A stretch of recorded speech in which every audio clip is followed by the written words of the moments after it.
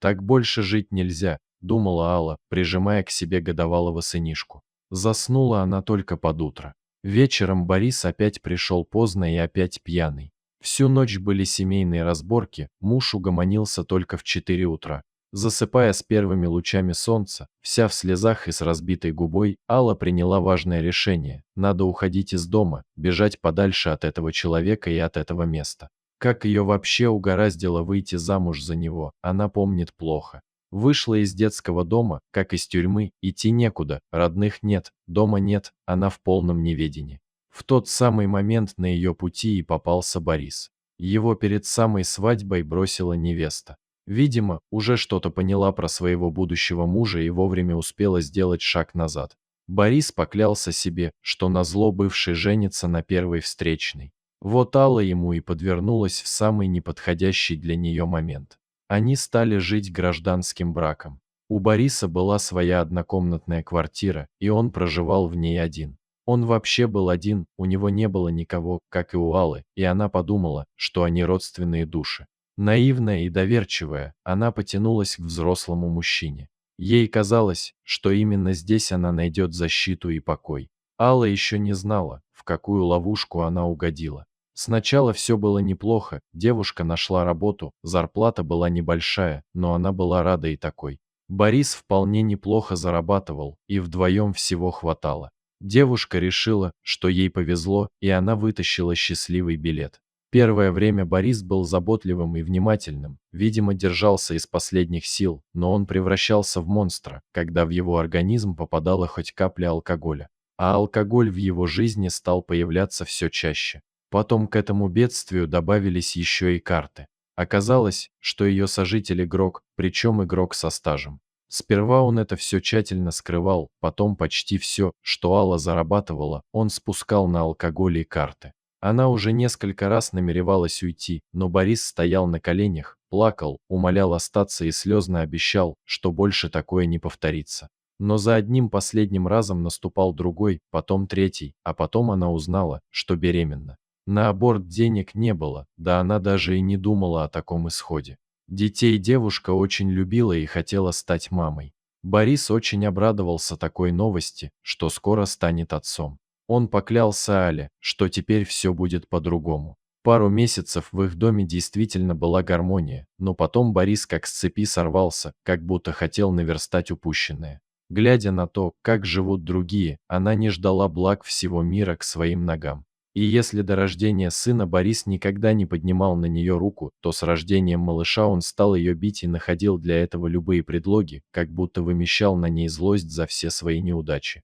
Алла лежала в постели с закрытыми глазами и вспоминала слова Бориса, которые он сказал ей накануне вечером, что сегодня он проиграл ее в карты какому-то мужику, которого видел в первый раз. Так что собирай вещи, из завтрашнего дня ты чужая жена, вечером за тобой придут. Она не могла поверить в такое.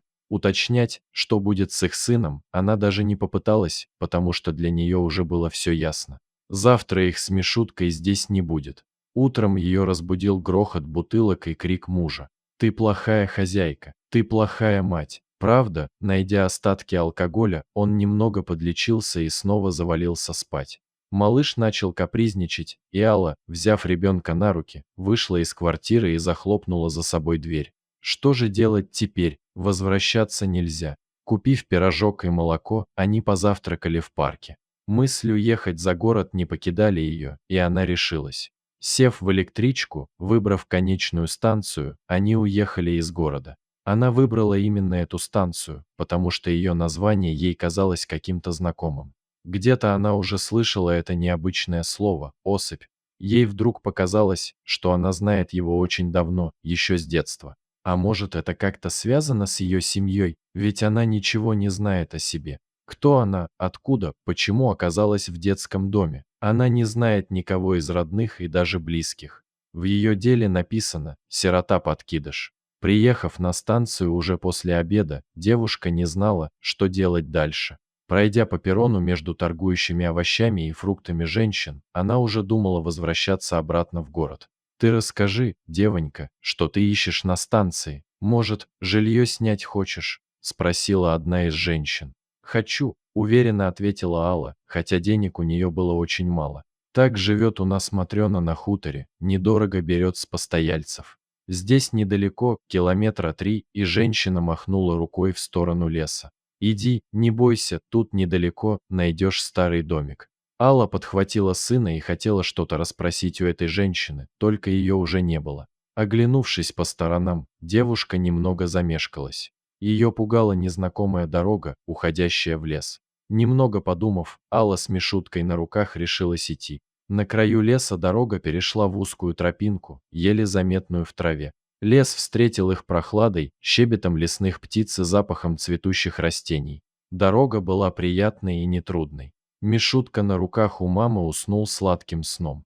В какой-то момент тропинка раздвоилась, и Алла не знала, куда идти. Пошла направо, даже сама не зная, почему. Она уже шла примерно час, а лес все не заканчивался, и хутора не было видно, да и тропинки тоже. Руки онемели от тяжести. Она поняла, что устала и заблудилась. Девушка решила отдохнуть и присела на пенек. Слезы потекли у нее из глаз.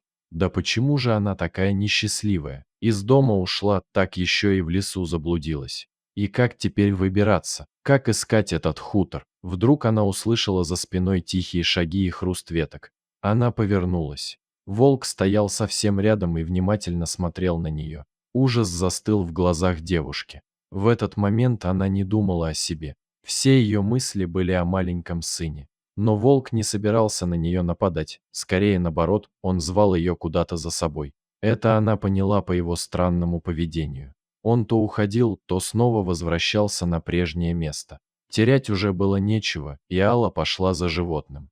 Вскоре они вышли к той самой развилке, где она неправильно свернула направо. Волк пошел по другой тропинке, и девушка последовала за ним. Вскоре показалась полянка, а на ней вдалеке виднелся дом. Волк вошел во двор и направился к большой просторной будке. Это, видимо, было его жилище. Алла постучала в дверь, но никто не отозвался. Тогда она потихоньку вошла в дом. «Вы комнату снять хотите?» Она услышала за спиной приятный женский голос и повернулась. Женщина качнулась и чуть не упала в обморок, но вовремя схватилась за дверной косяк. «Галочка, детка, сама вернулась в родной дом. Как ты нашла дорогу? Вы меня знаете?» – удивилась Алла. «Меня волк сюда привел, а я в лесу заблудилась». «А это кто?» И она показала на фотографию на стене. Через час она уже знала о себе все. В 90-е ее отец встал на пути какого-то очень влиятельного человека, и тот пообещал жестоко отомстить его семье. Девочку выкрали, а отца убили. Мама ее не вынесла такого горя и наложила на себя руки. Это ее фото висит на стене, вы похожи друг на друга, как две капли воды. Я пыталась тебя отыскать, но все безуспешно. Видимо, тебя гораздо позже подкинули в детский дом, потому что я у них была несколько раз. А может, было все проплачено. Времена тогда были очень подлые. Так что это твой дом, девочка. Он принадлежит тебе по праву. Дорогие зрители, если вам понравилась эта история, обязательно поставьте палец вверх и поделитесь этим рассказом со своими друзьями. Если вы впервые на этом канале и еще не подписаны на него, рекомендую подписаться прямо сейчас, чтобы не пропустить очередную захватывающую историю.